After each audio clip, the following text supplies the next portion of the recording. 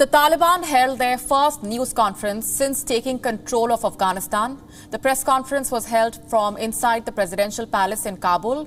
The top leader sat facing the cameras after landing in Kabul from Doha, with the Taliban spokesman Zabiullah Mujahid taking all the questions that were posed by the journalists attending that press briefing. Listen in.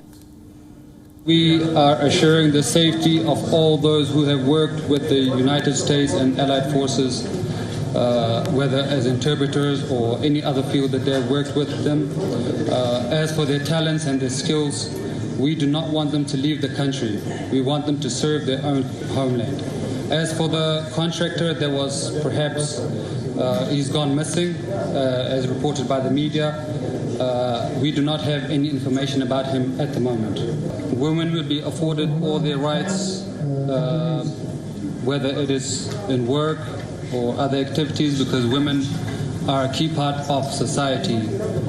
And we are guaranteeing all their rights within the limits of Islam.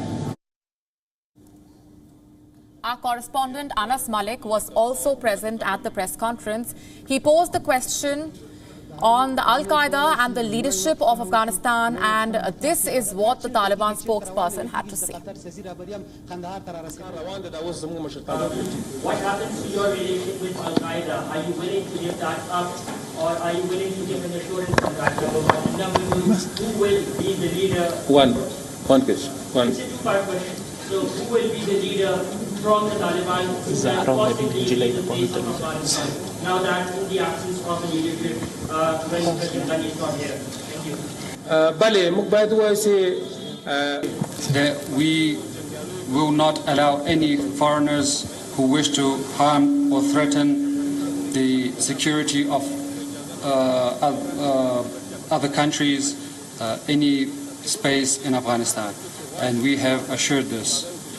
As for your second question, as for the government setup, we are still working on it, and hopefully we'll reach the stage soon.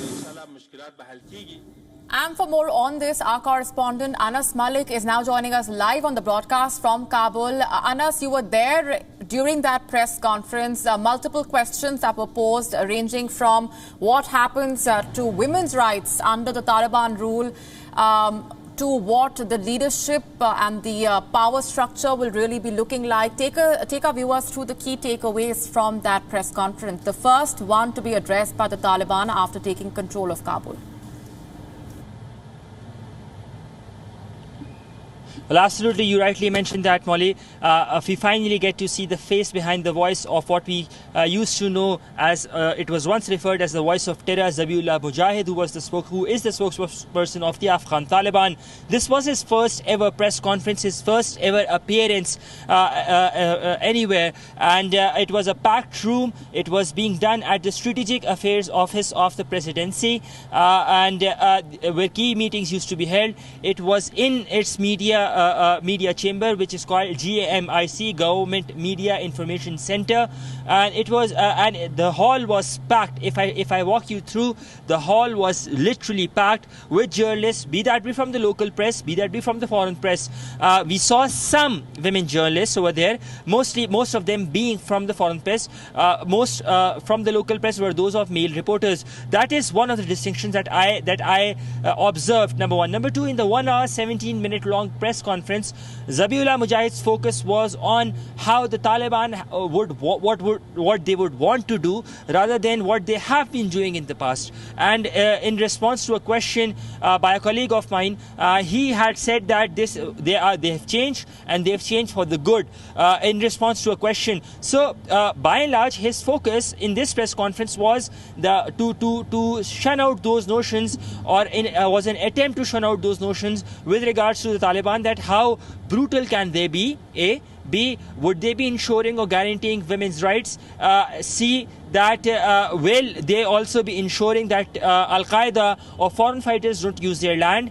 And D, what would be the structure of Afghanistan going forward? So they assured embassies that the security and protection is their responsibility.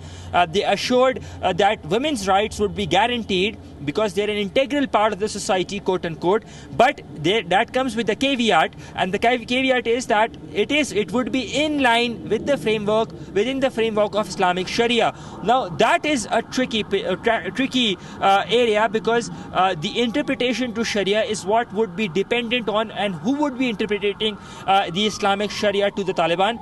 That is something that needs to be seen and that needs to be closely observed. Zabiullah Mujahid also spoke on the protection of embassies, on the protection of foreign diplomats, on giving amnesty to everybody who's been part of the previous government as well. This is what he has maintained in his official press conference. But one thing that has to be seen very, very closely, what he said, would it remain just a statement, or would it transpire into actions by the foot soldiers as well?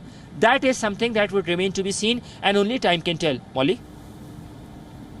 Right, Anas, we're leaving it there for the moment. Thanks very much for joining us with those details. WION now available in your country. Download the app now. Get all the news on the move.